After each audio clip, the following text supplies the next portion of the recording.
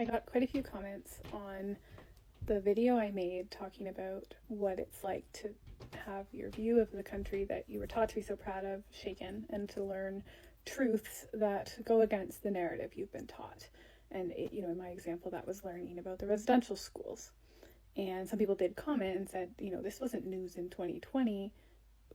We've been saying this for a long time. And I don't deny that. The problem was I wasn't listening. We weren't listening.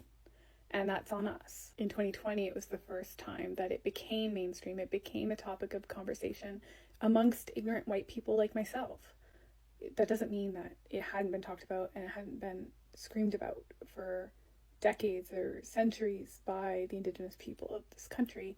I'm not trying to say that. I'm saying that was when I learned. And I think we're seeing a parallel in Israel and Palestine right now.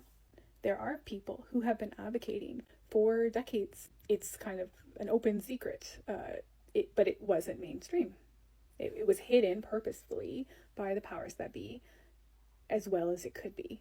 And right now is when all of those lies are coming out, and the mainstream is learning the truth. Now that we know better, we have to do better. And that's how we have to go forward, because there are large powers in play to change the narrative, to hide certain things, to not teach us the truth. I'm so beyond angry that I was lied to about all of these things, as I think so many people in the West are.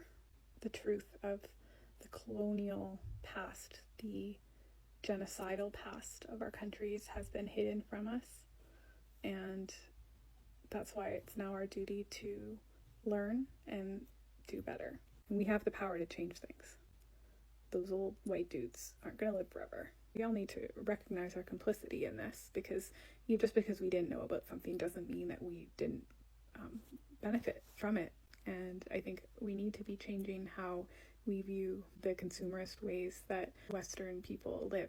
There is a cost to that, and that cost has always been there, and it's been a hidden cost. We need to be more mindful of that, be completely mindful of that, and change so fundamentally if we want to have a free and fair world where everyone has the same rights.